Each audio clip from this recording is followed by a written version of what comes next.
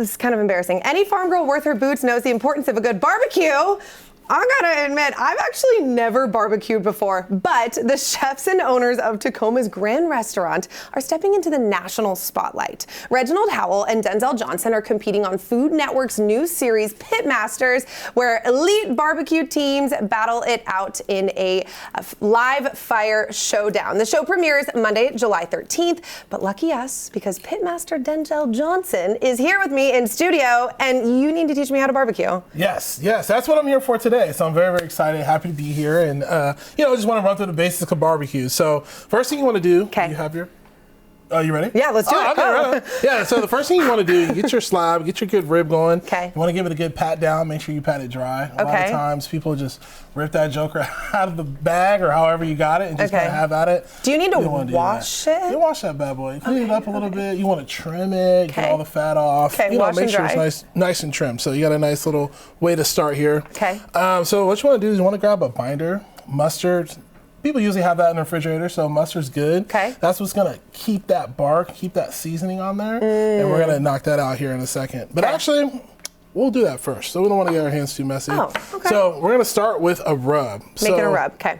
Traditionally, traditional barbecue rubs, everybody has their own style and the way they want to do it. What's yours? I like to keep it simple. Salt, pepper, garlic is the base. Okay. So everybody at home, you can do that. So what you want to do is you want to get, nice bit of pepper, because that's going to be your bark. That's what's going to give you like a nice little color. It's going to help with that bite when you're smoking it or however you're cooking it. And you want to do pretty much equal parts of salt. Oh. Now, if you want to go lighter on the salt, you can. We're healthy here. Yes. Watching our blood pressure. And then if you want to go half of that with the garlic, you don't want to do equal parts garlic. It'll get a little bit much. Okay. So I don't know. I think the garlic limit does not exist. The garlic limit does not exist in a lot of realms, but in this one, you want to pump the brakes just a wee bit. Okay. I'll trust you. You're the master. For sure. And then, so I like to have a little bit more sweet to mine, so I throw a little brown sugar in there. Okay. So we get that brown sugar going. And then to add a little bit secret sauce, you can be good right here. You can stop. Okay. But when you want to add a little bit extra magic, like for us, we'll kind of throw in a little bit more of your traditional Indian spices and things like that to pick it up a little bit. But this is just cumin, chili powder, paprika, kind of give it a little bit more color and a little bit of a kick too. So that's kind of like a good base. Now, you can add more things if you want more heat. You can throw in some extra spices. If you want it a little sweeter, you can throw in a little bit of extra things. But this is just a really good base to kind of get you going, to kind of say, hey, I can make my own rubs at home. Yeah. And this will get you going. This is a lot of ingredients. Oh, yeah. And this is like a basic, simple version. I mean, I kind of get a little crazy with it in the restaurant, like some of the stuff that you'll kind of taste a little bit later. Okay. But this is just kind of your base. This is where you can kind of stay here and kind of keep it right here without getting a little too wild. Okay, we're staying right here. Yeah. We're keeping it here. Keeping it there. All right. So now we did that. Okay. Got that out of the way. So now we can get to our binder. Binder. Yeah, you said binder, and I pictured like a notebook binder. And I'm like, okay, I'll take notes. For sure. Yes. No, different kind of binder. So this is what's going to hold that rub down. Stick it. Yep. So you don't want to kill it with mustard. You just want to get enough to just kind of rub it down. What other binders could you use? People use a lot of things. They use mayonnaise. People use barbecue sauce. People use different types like gochujang. I mean, there's so many different things you could use. But mustard's like always nice. It's usually in the pantry, in the refrigerator, however you, however you keep it. So it's usually nice, quick, and handy. But mustard is kind of widely spread. It's popular. Yeah. Tell me while you're doing this. Tell me about the restaurant that you and Reginald opened. Yes. So Grann is Southern barbecue, Indian, and Creole. So we rotate our menu. We rotate our menu quarterly, roughly. So you are going to see menus that are infused with those elements consistently. This menu right now, we're just about to launch our summer menu, so that's going to be great. It's got some really good things on there. Ooh. People are really, really excited for it. It's got some fan favorites. You're going to see, some cornbread. You're going to see ribs.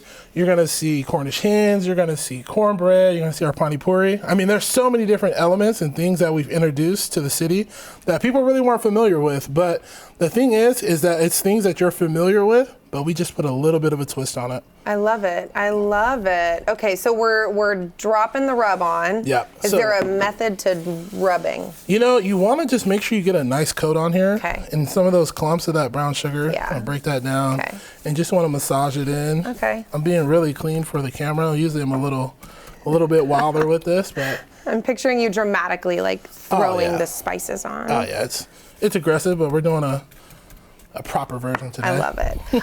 Okay, are we doing the other side too? Yeah, Perfect. yeah, we're gonna do both sides. While you do that side, tell me about the inception of your restaurant. How did you guys meet? How did you decide, hey, let's do this? Yeah, so me and Chef, actually, it was kind of like a Instagram love story, we'll say. Oh. It was, so we were both on different sides of the state. So during college, I was at Eastern Washington University. Nice. So I was over there, and I was always cooking, barbecuing, you know, just all the parties, frat parties, stuff like that. I was a guy in the grill. You were the good guy to know.